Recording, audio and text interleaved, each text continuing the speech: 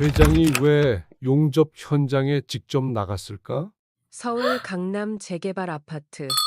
거대한 불꽃이 튀는 용접 현장. 정장을 입은 회장 김태준이 멈춰섰습니다.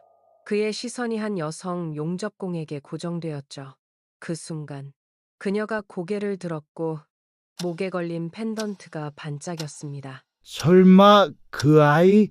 아무 말도 할 수 없던 그날 모든 것은 다시 시작됐습니다. 영상 시청 전 구독과 좋아요, 알림 설정 꼭 눌러주세요. 쇳가루 냄새가 공기를 채우는 강남 재개발 현장. 김태준 회장의 구두가 시멘트 가루 위를 짓밟았습니다. 삭막한 회색빛 골조 사이로 불꽃이 튀었습니다. 그 순간 태준의 시선이 멈췄습니다. 저쪽은 확인하지 않아도 됩니까? 비서의 질문에 태준은 대답하지 않았습니다. 불꽃 사이로 보이는 작은 실루엣이 그의 시선을 사로잡았습니다. 용접 마스크를 쓴 작업자가 철골 구조물 위에서 몸을 낮추고 있었습니다. 다른 남성 작업자들보다 체구는 작았지만 손놀림은 더 정교했습니다. 불꽃이 춤을 추듯 흩날렸습니다. 저 작업자는? 태준의 목소리가 미세하게 떨렸습니다. 현장 소장이 급히 태블릿을 넘겼습니다. 배은채 기사입니다. 경력 8년 차로 우리 현장의 핵심 용접 담당입니다. 태주는 무의식적으로 한 걸음 더 가까이 다가갔습니다. 숨이 얕아졌습니다. 작업자가 용접을 마치고 천천히 일어났습니다. 그리고 마스크를 올렸습니다. 그 순간이었습니다. 여성의 눈동자가 드러났습니다. 검고 또렷한 눈이 주변을 살폈습니다. 그리고 태준과 마주쳤습니다. 시간이 멈춘 듯 했습니다. 어디선가 본 눈빛. 가슴 깊은 곳에서 오래된 기억이 꿈틀거렸습니다. 은채의 목에 걸린 작은 펜던트가 햇빛에 반짝였습니다. 원형의 작은 은색 펜던트. 태준의 동공이 확장되었습니다. 심장이 한 박자 빠르게 뛰었습니다. 이마에 미세한 땀방울이 맺혔습니다. 저건 정민이 펜던트와 똑같아. 목 안쪽이 타들어가는 느낌이었습니다. 30년 전 자신이 직접 선물했던 그 펜던트. 회장님, 다음 일정이 있습니다. 비서의 목소리가 멀리서 들려왔습니다. 태주는 눈을 깜빡였습니다. 이성이 돌아왔습니다. 그는 서류에 시선을 고정시키며 본능적으로 떠오르는 감정을 누르려 했습니다. 말도 안 돼. 우연의 일치겠지. 하지만 손끝이 미세하게 떨렸습니다. 태주는 고개를 돌렸습니다. 그러나 은채의 모습이 망막에 선명하게 남아 있었습니다. 낡은 작업복 속에서도 빛나는 그 기품, 정민을 닮은 고든 눈매, 그리고 목에 걸린 펜던트. 현장을 마저 둘러보겠습니다. 태준의 목소리가 평소보다 낮게 깔렸습니다. 그의 발걸음이 무거워졌습니다. 뒤에서 들려오는 용접 소리가 그의 심장과 동일한 리듬으로 울렸습니다. 저 눈빛, 저 펜던트, 설마. 태준의 머릿속에 물음표가 하나둘 피어올랐습니다. 현장의 먼지와 소음 속에서도 그의 내면은 30년 전의 기억으로 조용히 요동치고 있었습니다. 막 피어오르는 예감이 가슴 한구석을 파고들었습니다. 그는 자신의 감정을 추스르며 다음 일정을 향해 걸어갔지만 그의 시선은 계속해서 뒤를 돌아보려 했습니다. 새벽 3시, 김태준의 휴대폰이 요란하게 울렸습니다. 잠에서 깬 그의 얼굴이 휴대폰 불빛에 파랗게 물들었습니다. 현장 사고라고요? 수화기 너머 현장 소장의 목소리가 떨렸습니다. 철골 구조물 일부가 무너졌다는 소식. 태준의 가슴이 내려앉았습니다. 식은땀이 등줄기를 타고 흘렀습니다. 인명 피해는요. 부상자가 한 명 있습니다. 배은채 기사입니다. 심장이 순간 멎는 듯 했습니다. 태준의 손가락이 휴대폰을 움켜쥐었습니다. 손톱이 손바닥을 파고들었습니다. 병원은 강남 세브란스로 이송 중입니다. 태준은 통화를 끊자마자 옷장으로 달려갔습니다. 넥타이도 매지 않은 채 차에 올랐습니다. 도로는 비어 있었지만 그의 마음속은 복잡한 감정으로 가득 찼습니다. 병원에 도착했을 때 그의 얼굴은 창백했습니다. 상태가 어떻습니까? 의사가 고개를 끄덕였습니다.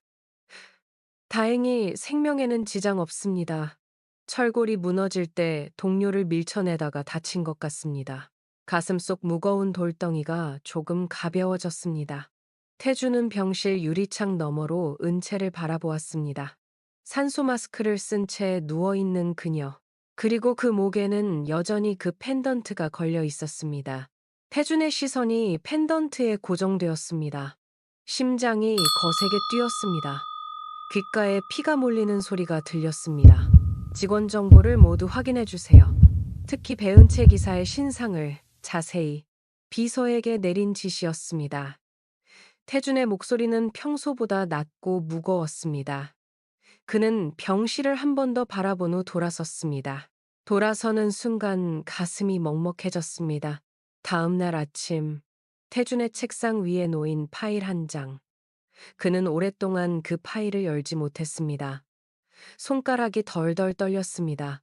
목이 바짝 말랐습니다. 마침내 그가 파일을 열었습니다.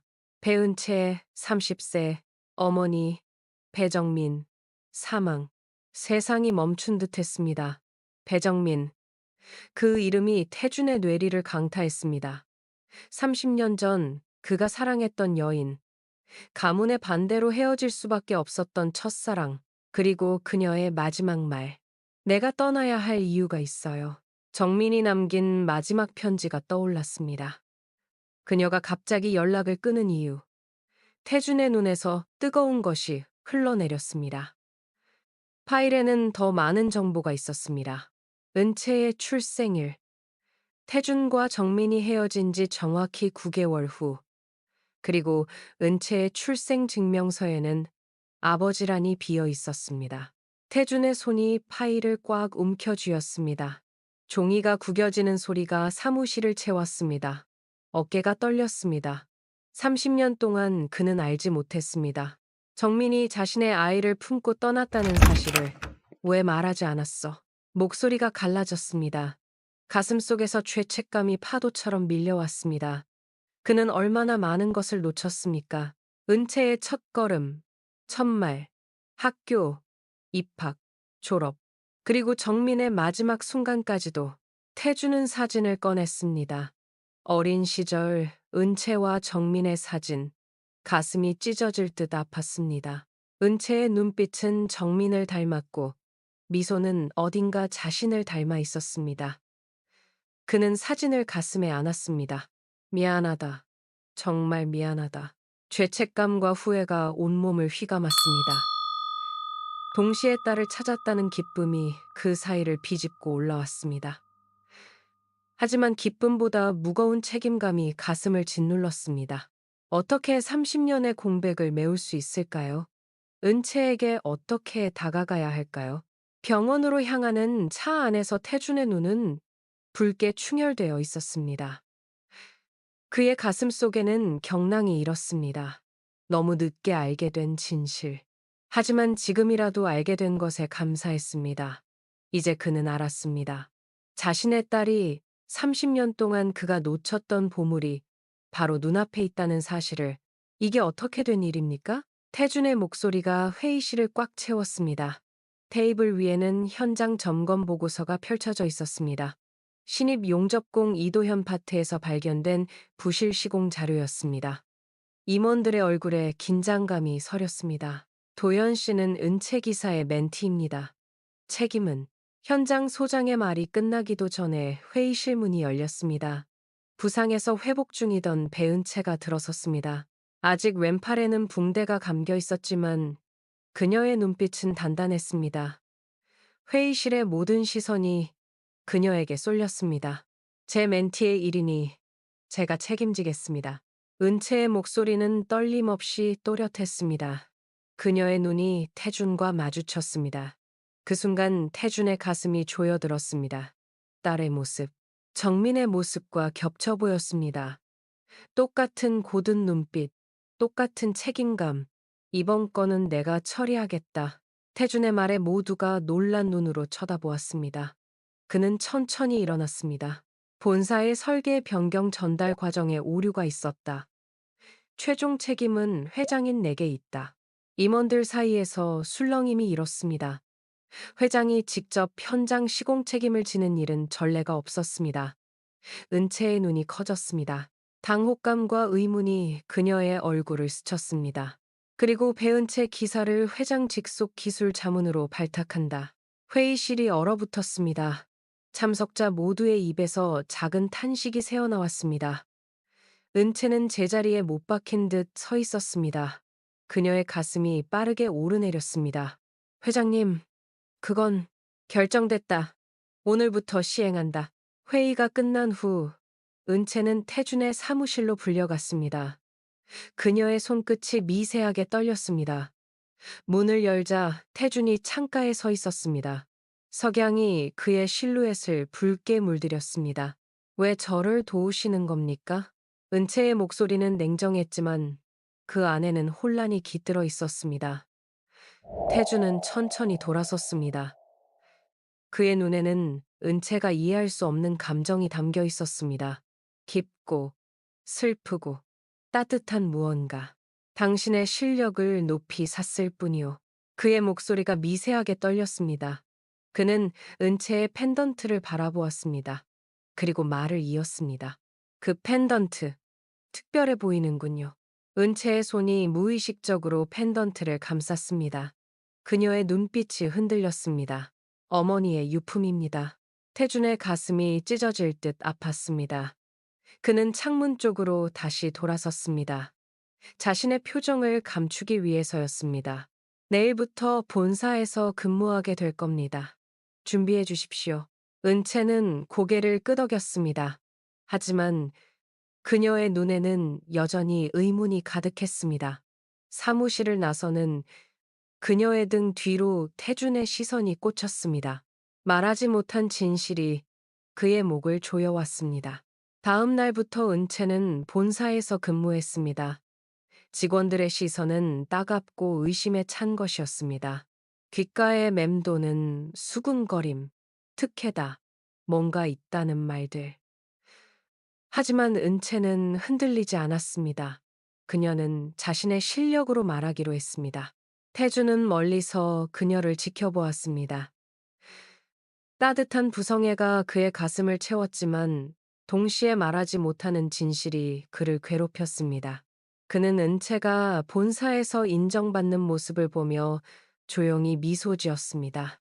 하지만 그 미소 뒤에는 깊은 슬픔이 숨어 있었습니다. 은채는 종종 태준의 시선을 느꼈습니다. 그 시선이 왜 그렇게 슬픔에 젖어 있는지, 왜 그렇게 자신을 보호하려 하는지 이해할 수 없었습니다. 그저 그녀의 가슴 한구석에 이상한 예감이 자리 잡기 시작했습니다. 무언가 큰 비밀이 자신을 향해 다가오고 있다는 예감이. 가을비가 창문을 두드렸습니다. 태준의 별장 거실에는 무거운 침묵이 내려앉았습니다. 은채는 손에 든 와인잔을 바라보았습니다. 태준이 그녀를 이곳으로 초대한 이유가 무엇인지 의문이었습니다. 배은채 씨, 오늘은 회사 일로 부른 것이 아닙니다. 태준의 목소리가 평소보다 낮고 떨렸습니다. 그는 벽난로 앞에 서서 불꽃을 바라보았습니다. 그의 손에 들린 사진첩이 희미한 불빛에 반짝였습니다. 회장님, 무슨 말씀을 하시려는 건가요? 은채의 직감이 경고음을 울렸습니다. 심장이 빠르게 뛰기 시작했습니다. 태주는 천천히 다가와 사진첩을 그녀 앞에 펼쳤습니다. 거기에는 젊은 시절의 태준과 한 여성의 사진이 있었습니다. 은채의 동공이 확장되었습니다. 입술이 떨렸습니다. 어머니? 사진 속 여성은 분명 그녀의 어머니 배정민이었습니다. 태준의 손이 미세하게 떨렸습니다. 그의 눈에서 무언가 반짝였습니다. 나는 당신의 아버지입니다. 시간이 멈췄습니다. 은채의 귓가에 핏소리가 울렸습니다. 숨이 멎는 듯 했습니다. 방 안의 공기가 무거워졌습니다. 그녀의 손에서 와인잔이 떨어졌습니다. 붉은 액체가 카펫 위로 번졌습니다. 마치 그녀의 내면에서 터져나오는 감정처럼. 무슨 말도 안 돼요. 은채의 목소리가 갈라졌습니다. 그녀의 눈에서 분노와 혼란이 교차했습니다. 몸이 떨렸습니다. 정민이가 당신의 어머니는 내게 말하지 않았소. 내가 최근에 알게 되었소. 태준의 목소리는 무겁고 후회로 가득했습니다. 그는 은채에게 다가가려 했지만 그녀는 벌떡 일어나 뒤로 물러섰습니다.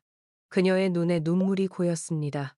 30년이나 지났는데 왜 지금 나타났어요? 왜 지금? 분노가 그녀의 목소리를 채웠습니다. 가슴이 찢어질 듯 아팠습니다. 그녀는 자신의 목에 걸린 펜던트를 만졌습니다. 그 펜던트가 어머니와 이 남자를 연결하는 증거였습니다. 어머니가 평생 간직했던 물건, 그녀가 숨기고 있던 비밀. 그동안 어디 계셨어요? 어머니가 병으로 쓰러졌을 때는요? 제가 학교 졸업할 때는요? 우리가 월세 내기 힘들어할 때는요? 은채의 목소리가 점점 높아졌습니다. 그녀의 눈에서 눈물이 흘러내렸습니다. 태주는 무릎에 힘이 풀린 채 자리에 주저앉았습니다. 그의 얼굴에 깊은 고통이 스쳤습니다. 알았다면, 그때 알았다면 달려갔을 것이요. 하지만 은채에게 그의 말은 들리지 않았습니다. 그녀는 자신의 가방을 움켜쥐고 현관으로 달려갔습니다. 빗소리가 귓가에 울렸습니다. 숨이 막혔습니다. 그녀는 비 내리는 밤으로 뛰쳐나갔습니다. 집으로 돌아온 은채는 옷장 깊숙한 곳에서 상자 하나를 꺼냈습니다. 어머니의 유품이 담긴 상자였습니다. 떨리는 손으로 상자를 열자 오래된 일기장이 나왔습니다. 그녀는 수없이 읽었던 일기장을 다시 펼쳤습니다. 오늘 태준에게 말하려 했지만 끝내 용기가 나지 않았다. 그의 가족이 나를 얼마나 증오하는지 알기에 내 뱃속의 아이가 그들에게 상처받는 것을 원치 않는다. 차라리 홀로 키우리라. 눈물이 페이지 위로 떨어졌습니다. 다른 페이지를 넘겼습니다. 은채가 태어났다. 눈빛이 태준과 똑같다. 가끔은 그에게 연락하고 싶다. 하지만 그의 앞날을 망칠 수는 없다. 그의 가문은 내게 그의 미래를 포기하지 않으면 법적 조치를 취하겠다고 했다.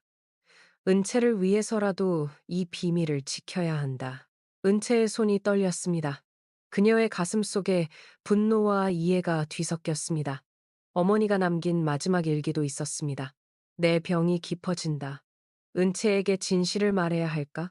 태주는 이제 거대 기업의 회장이 되었다. 신문에서 그의 모습을 보았다.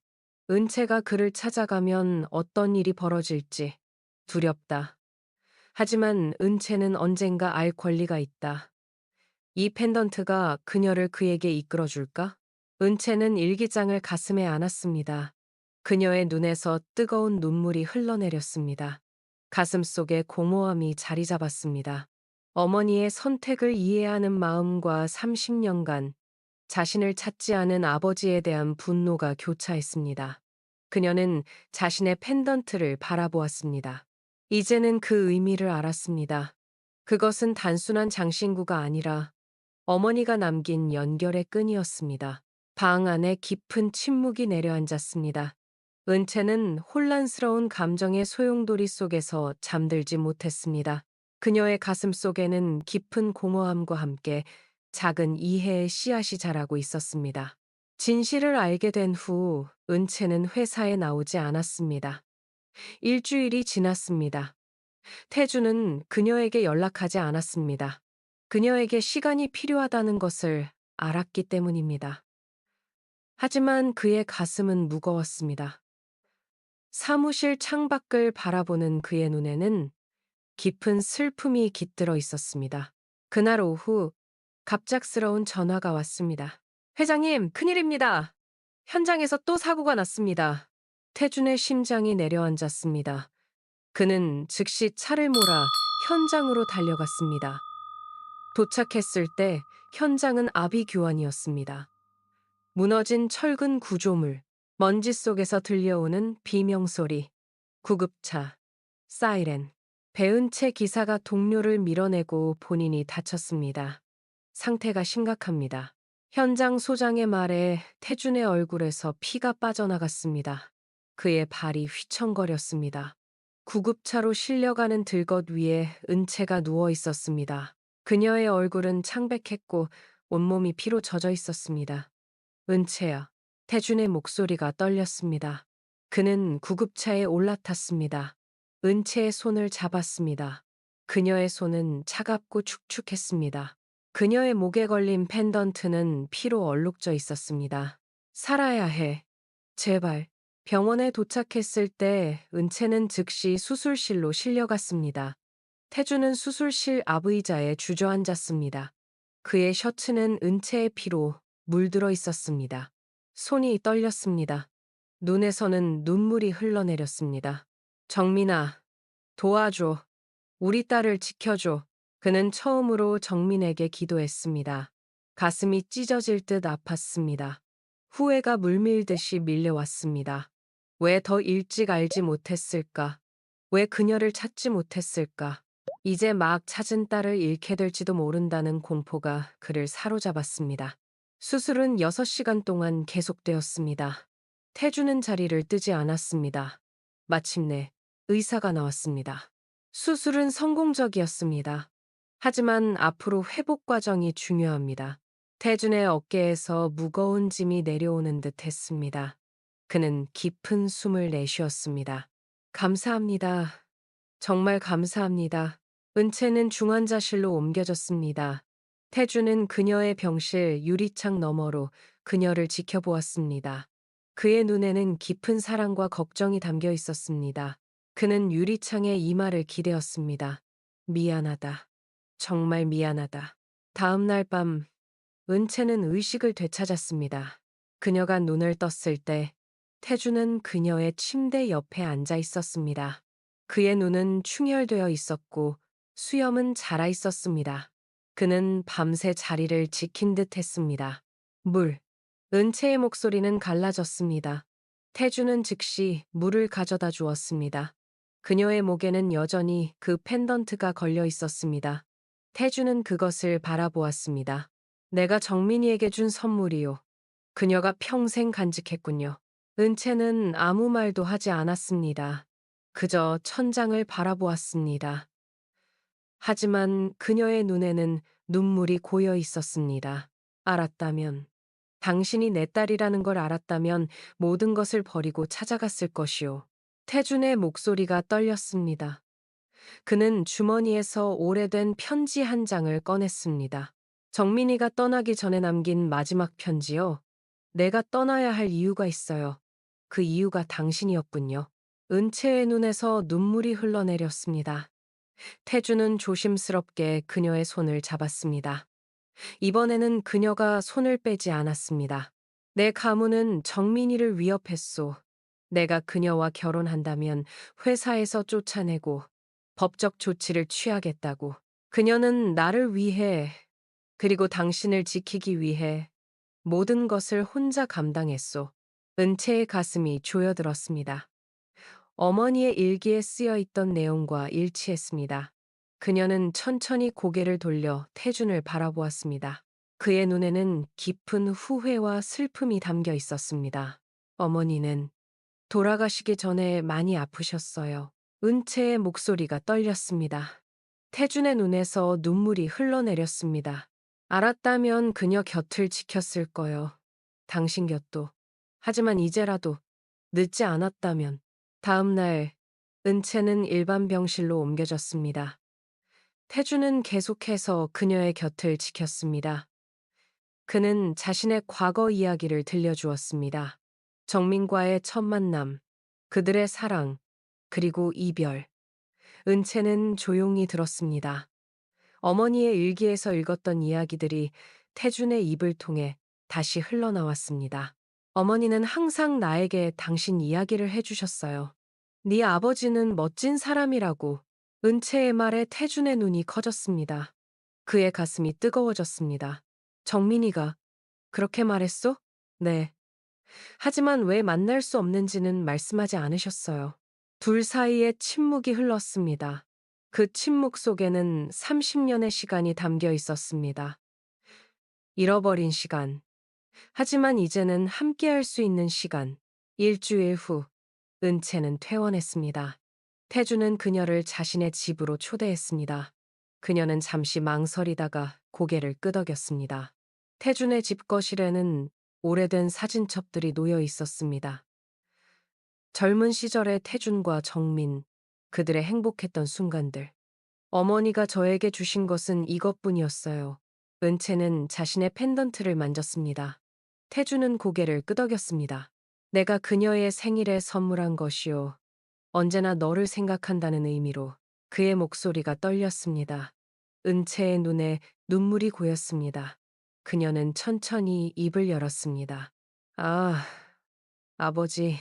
그 한마디에 태준의 세상이 멈췄습니다.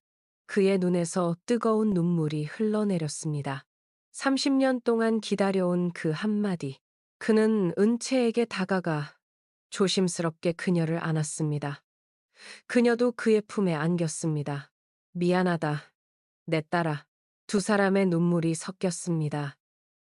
30년의 시간이 그들 사이에 있었지만 이제 그 간극은 조금씩 메워지고 있었습니다. 은채의 목에 걸린 펜던트가 햇빛에 반짝였습니다. 그것은 이제 단순한 장신구가 아니라 세 사람을 연결하는 매개체였습니다. 태준, 정민, 그리고 은채. 김태준 회장. 오늘 오후 3시 긴급 기자회견 예정. 뉴스 속보가 전국에 울려 퍼졌습니다. 회사 내부에서는 이미 소문이 파다했습니다. 회장이 특별 채용한 여성 용접공에 관한 이야기, 둘 사이의 특별한 관계에 대한 추측. 은채는 사무실 유리창 너머로 자신을 향한 시선들을 느꼈습니다. 심장이 빠르게 뛰었습니다. 괜찮을까요? 은채가 태준에게 물었습니다. 그의 사무실에서 두 사람은 기자회견 준비를 하고 있었습니다. 태준은 그녀의 손을 잡았습니다. 진실을 말할 때가 왔소. 당신을 더 이상 숨기고 싶지 않아. 그의 목소리는 단단했지만 눈에는 불안이 스쳤습니다. 그는 회사의 반응, 주가 하락, 가족들의 저항, 모든 것을 예상했습니다. 하지만 이제 그에게는 그 무엇보다 중요한 것이 있었습니다. 바로 딸 은채였습니다. 기자회견장은 취재진으로 가득 찼습니다. 카메라 플래시가 터지는 소리가 귓가를 때렸습니다. 태준이 단상에 올랐습니다. 그의 표정은 엄숙했습니다. 은채는 뒤편에서 그를 지켜보았습니다. 가슴이 조여들었습니다. 오늘 저는 개인적인 이야기를 하고자 합니다. 태준의 목소리가 회견장을 채웠습니다. 그는 천천히 과거를 이야기했습니다. 젊은 시절의 사랑, 가문의 반대, 이별, 그리고 30년 후에 알게 된 진실. 배은채가 자신의 딸이라는 사실. 저는 지난 30년 동안 알지 못했습니다. 하지만 이제 알았고 제 딸을 자랑스럽게 인정합니다. 기자들 사이에서 술렁임이 일었습니다. 카메라 플래시가 더욱 요란하게 터졌습니다. 은채의 눈에 눈물이 고였습니다. 재산 상속과 관련해서는 어떤 계획이십니까? 특혜 채용 의혹에 대해서는 어떻게 설명하시겠습니까? 날카로운 질문들이 쏟아졌습니다.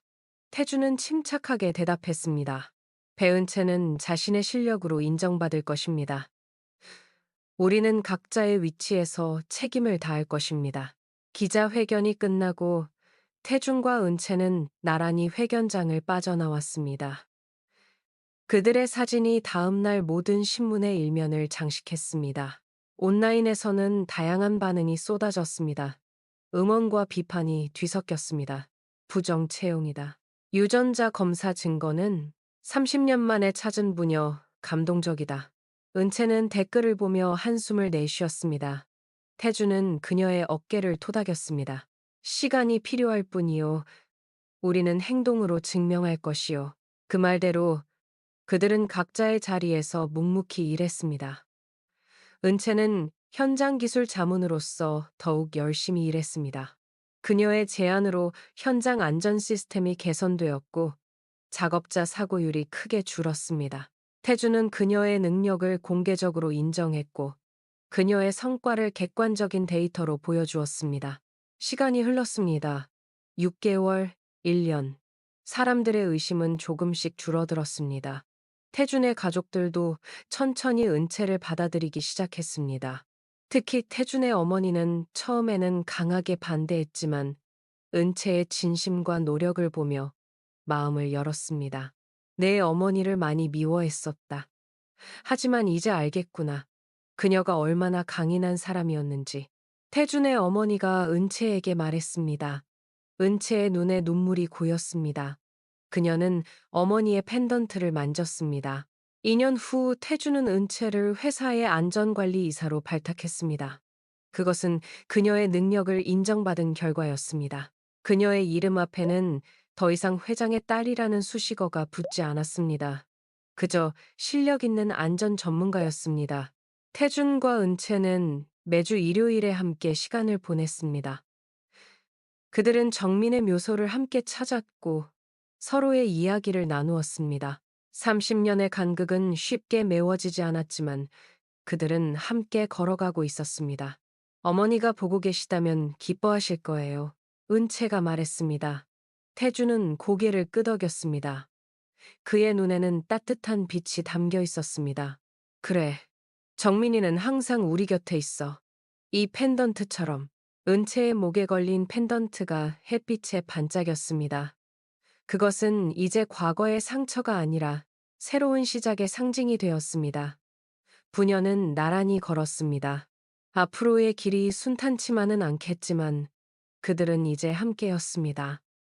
30년의 시간을 뛰어넘어 마침내 찾은 서로.